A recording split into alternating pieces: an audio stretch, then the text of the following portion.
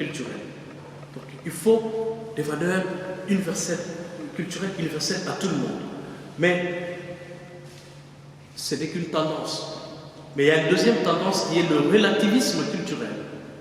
Le relativisme culturel. Ici, cette attitude considère que les différences entre les cultures sont sont irréductibles et présentent celles-ci comme des entités séparées.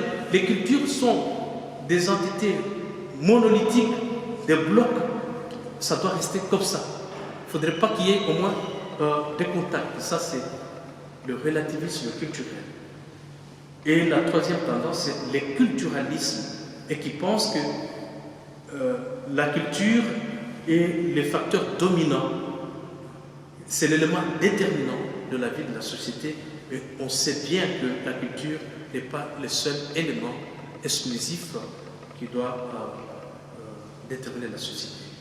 Donc, par rapport à ces trois tendances, ça nous amène alors à la question de l'approche interculturelle. Le préfixe inter, qui forme interculturel, signifie entre. L'adjectif interculturel qualifie ce qui concerne le rapport, les interactions entre plusieurs cultures ou groupes de personnes et de cultures différentes.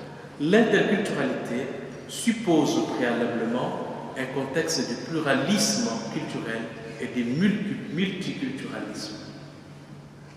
L'interculturalité agit sur l'interaction réciproque entre des normes et des visions culturelles, non pas dans la logique de compétition, d'assimilation, de domination, ni d'exclusion, mais plutôt dans un effort de compréhension mutuelle pour favoriser la cohésion sociale.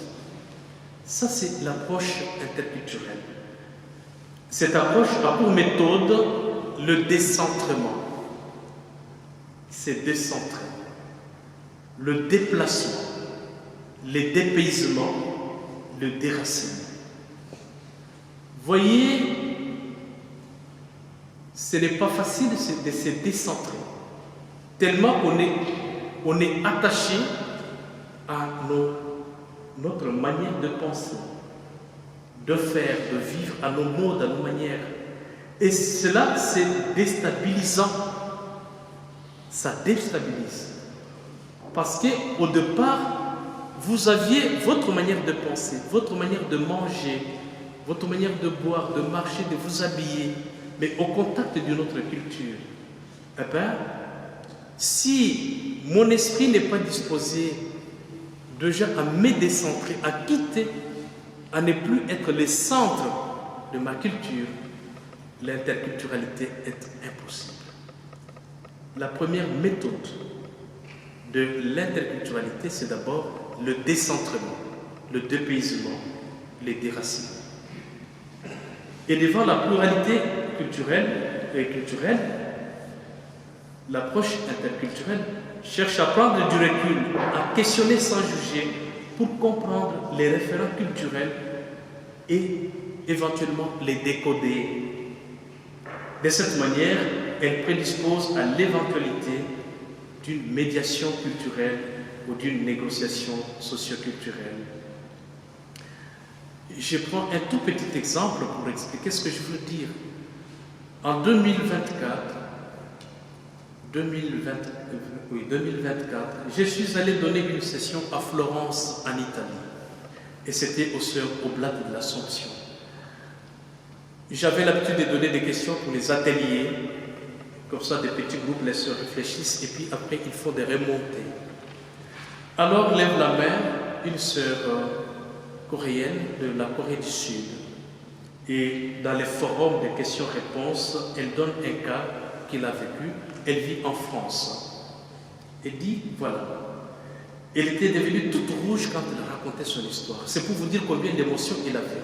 Il dit, je suis sorti invité par une famille coréenne pour partager le repas.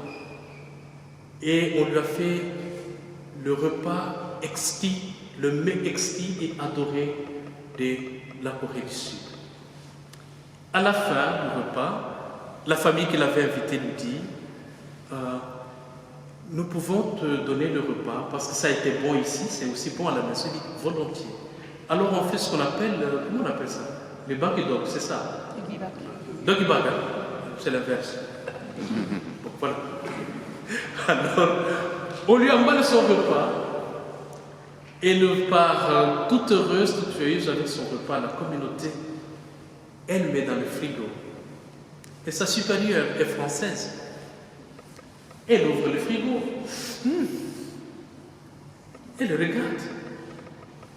Elle ouvre. Ça non, ici. Hop, poubelle. Et la sœur avait jeûné, comme aujourd'hui c'est vendredi. Elle avait jeûné parce qu'elle avait un bon repas le soir. Et le soir, à l'heure du repas, elle est toute heureuse. Elle va ouvrir le frigo. C'est la résurrection de son menu. Il n'est plus à sa place et le menu est absent. C'est ça que j'appelle la résurrection du menu. Mais le menu a ressuscité dans la poubelle. Et je vous laisse imaginer l'état dans lequel était la sœur. Alors elle pose la question. Qu'est-ce que je dois faire avec cette sœur qui a rejeté toutes mes racines? Et le repas, c'était le kimchi. Vous connaissez le kimchi? Ça sent bon, hein? C'est comme les camemberts. Le kimchi, ça sent fort. Ce qui sent fort, on dit ça sent fort. Hein? Le kimchi, c'est les choux de Chine fermentés. On a mélangé du piment, on a mélangé du sel, on a laissé ça fermenter. C'est un peu comme les choucroutes.